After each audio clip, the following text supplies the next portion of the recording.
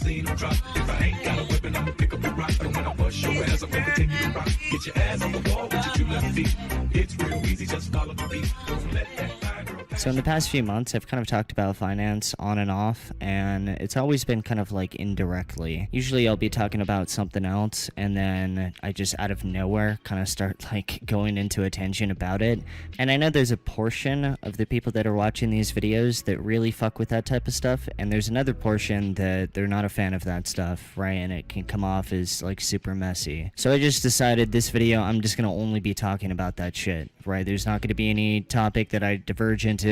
It's only going to be on like economics and whatnot, because clearly I've been wanting to talk about this, and I think it would just be better if I just like get it all out in one video. Well, at least some of it. I could go on about this shit forever. But yeah, this video is going to be just like very basic level. I'm going to try to like work from the ground up. I think this is going to be just like a new series. I don't know what I'm going to title it, but you get the idea. If you want access into the equity market, all you have to do is find a broker, and that's pretty much it. All a broker is pretty much a middleman between you and you buying contracts from these companies, right? It's important to understand that these brokers like Robinhood, TD Ameritrade, Schwab, E-Trade, the list goes on and on. They have as much of a connection with these companies as something like Amazon does when you buy something off Amazon, right? Amazon is the middleman. I know they create a few products, but at their core, they're just really creating an open market that allows like convenience for the consumer and whoever is selling stuff, right? Or the producer, right? But yeah, to get access into the equity market, all you have to do is make an account. Most accounts start off as a level 1 account. And as a level 1 account, you can buy equity. And that's, in my opinion, all you need to do, right? To upgrade your account to like level 2 and level 3, which allows you to trade in the futures market or the options market, you usually have to have a certain amount of requirements, and that's just an entirely different topic. In my opinion, I would stay in the equity market. The people that have made the most money have been in the equity market, and it's not as brutal, right? So what the equity market is a marketplace for buying shares of companies, right? Now, I know it's super easy just to kind of look at it like a big horse racing game and not really kind of look into anything more than that, but I think it's one, interesting, and two, I think that it'll help you a lot if you actually understand why these companies are valued at certain prices. Why is one share of Nike worth X? Why is one share of Tesla worth Y?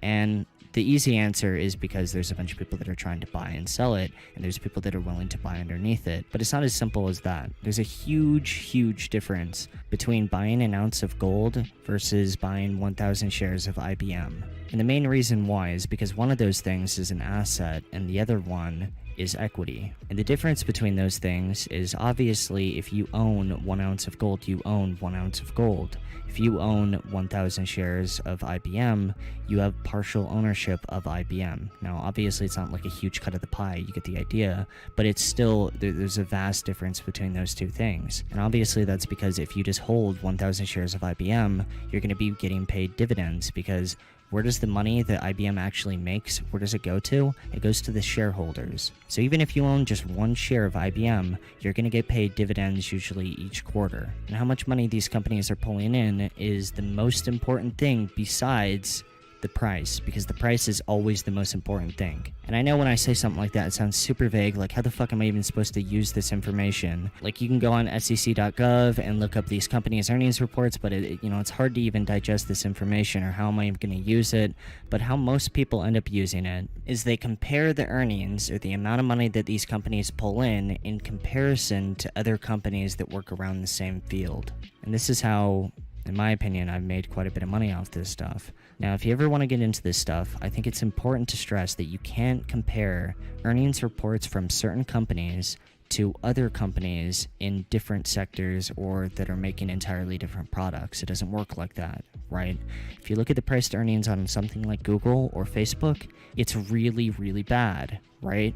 Now, why does that make any sense? How are they worth so much, but the amount of money that they're actually bringing in is so little to the amount of, money that the company is actually worth? And the reason why is because most people would agree that the internet is the future. The company is worth more than the money it's bringing in because, again, it's the future, right? But if you compare that ratio, again, the price to earnings with, let's go to a different sector, let's go into energy, right? Look at like Dominion, look at Duke, look at all these different companies that produce electricity and heat your home. You get the idea. These companies have a much more tame price to earnings ratio than the tech sector. And the reason why is because electricity is not going anywhere, right? But at the same time, dude, these companies aren't going to come out with like some brand new idea that's going to make the stock like skyrocket. It doesn't work like that, right? Google is going to keep coming out with these new products. So it's almost as if tech companies are valued at this future prospect that they're going to come out with new ideas. And they do. That's what these tech companies do over and over again. So what does that mean? Am I saying just like buy things in the energy sector? Or am I saying buy stuff like Google or Apple? You get the idea. And there's absolutely no answer to that. It all depends on how much you're willing to risk and how much growth you want on whatever position you want to make, right? Like on this topic alone, you could go on for fucking, I mean, there's entire books dedicated just to this topic, right? Because it's not as simple as like, well, this one's more safe and it's always going to steadily go up, so this one's just better. It doesn't work like that because there's another huge variable, which is time. Time has an enormous amount of value, and I'm not saying that as like some stupid quote or something vague like that. Like, time is literally worth a specific amount of money. Now, obviously, how much value, that's like an insanely difficult question. Most people measure it to the average S&P return minus inflation, or they measure it to TIPS, aka treasury bonds. Let's say hypothetically you're going to live like 90 more years from now, right? If you were to sell a contract stating that every year of your life you're going to pay whoever owns this contract $5, how much would that contract actually go for? Now, if you're really quick with math and think that it's going to be $450, you're wrong. It would not be $450.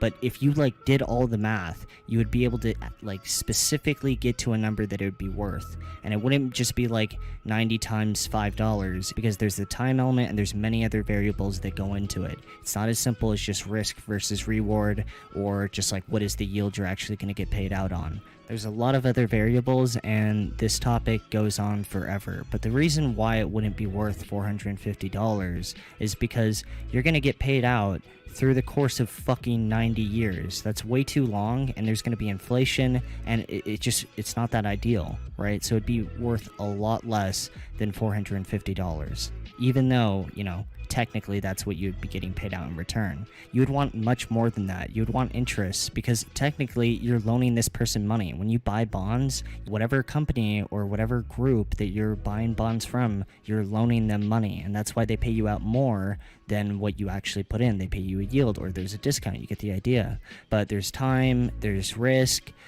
If you were to buy something for 90 years, I mean, who even knows what the world's going to look like in 90 years? That's like fucking, there's a risk alone with that. On top of that, you would have to look at like Dixie. Dixie is the US dollar weighted to different currencies. It just goes on indefinitely. I'm not going to touch this topic, but yeah, time has a specific value. If you're only looking for like low risk growth, then just buy bonds, right? Buy treasury bonds. You're buying bonds from the treasury. The treasury prints money. There's virtually no way you won't get paid back. If you just bought treasury bonds, you're guaranteed 100% whatever the yield is for the bonds you bought at the time of expiration. So it's not as simple as just like, well, Google is either going to grow more, or you can go with this option that's less risky. The basic idea that most people agree on is that the only thing that you know for sure is that you don't know anything for sure. And the best way to stay safe and also grow your money at the same time is to figure out what your actual goal is and create an extremely weathered portfolio, which essentially just means an extremely diverse portfolio. You want to create something that it doesn't matter what happens, you'll be safe regardless. I mean, it's just a big video game, dude. It's like a fighting game. You want to be able to, you know, risk the lowest amount possible while also having the most to gain. That's like the entire goal of the game, right? You don't want to overextend yourself. If you play League of Legends, you get the idea. Everyone's going to have their own differences in, you know, how crazy they want to be or how tame they want to be. There's certain people that are very modest, and there's other people that, you know, they're a little bit more hungry. No one knows the future at the end of the day. Don't bother looking up, you know, oh, what do I buy? If anyone knew what they were going to buy, if your fucking college professor is telling you to buy X or Y and he was that confident on it, he would have just bought it and not been preaching about it. If financial advisors were that good in the market, they would just be in the market and not selling advice. You get the idea? If you really want to get into it, really just ask yourself, what products do you personally believe have longevity? It's really all it takes, man. Like, don't underestimate your own personal experience, because I guarantee you, whoever's watching this video, that experience is worth a lot more than you think. Massive corporations will go and survey people. People want to know what is cool and what's not cool. And I know that, like, the average person that was at Starbucks that had like an iPhone 5 years ago, like typical white girl. Yeah, even though I think that she didn't know like anything about, I don't know, fucking bond yields and different shit like that. If back then you like isolated her and said, okay, you have to put like $100 into this market, which, what do you actually use that you think is going to be around in 5 years? What do you think is cool? They would have made money off that. My brother is like huge on this, right? And dealing with people like this can kind of piss me off sometimes. There's a lot of people that think that the trend is the enemy. They want to like try to beat the market. There is no beating the market. The people that have made the most money ride the market. They don't try to sit there and predict that one thing that happens in fucking every 8 years. They're people that just ride the trends. And obviously they have like decent risk management. But if you look at like Warren Buffett, like where he's made the most money, it's by riding trends. So yeah, the trend is not the enemy, the trend is your friend. You want to be on the right side of trends with good risk management. What products do you use that you think is pretty good, right? Which companies do you think is going to keep growing? And then look into a little bit of the number stuff, and don't put too much money in. Don't fucking, like, always have a plan B no matter what. Yeah, that's really all it is at the end of the day. This topic goes down indefinitely. People have dedicated their entire lives to this topic, so there's never going to be a shortage of people trying to tell you what the winning strategy is and how this strategy has no risk, or how if you buy this, you're going to be stupid rich and you'd be an idiot not to put all your money into this or that. Just always know that, again, no one knows the future. There is no completely fail-safe plan. There's pros and cons with everything. So yeah, that's pretty much it. This has been a fucking serious video, but clearly I've been wanting to talk about this. I think it's pretty fun talking about this stuff. The only issue I really have is I know I've said this in the past, but it's kind of hard to make them like a lot of jokes about it. I'm just curious to see how many people want videos like this and how many people don't, because I don't want the channel to be too serious. But yeah, this is a fun topic. But yeah, tell me if you guys want more stuff like this. Appreciate all the support, and yeah, I think I'm gonna get something to eat. I don't know what I'm gonna get. Maybe I'm thinking McDonald's. Yeah, I'm gonna get a sausage egg McMuffin.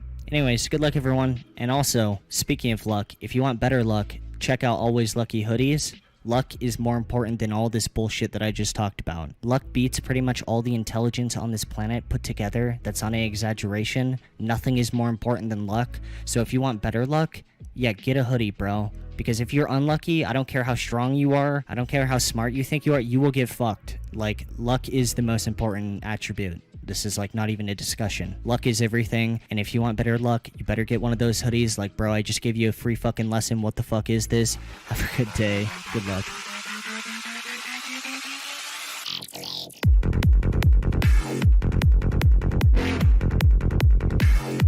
I would love, people saying, oh, Leafy, come back. I would love to see Leafy come back and try to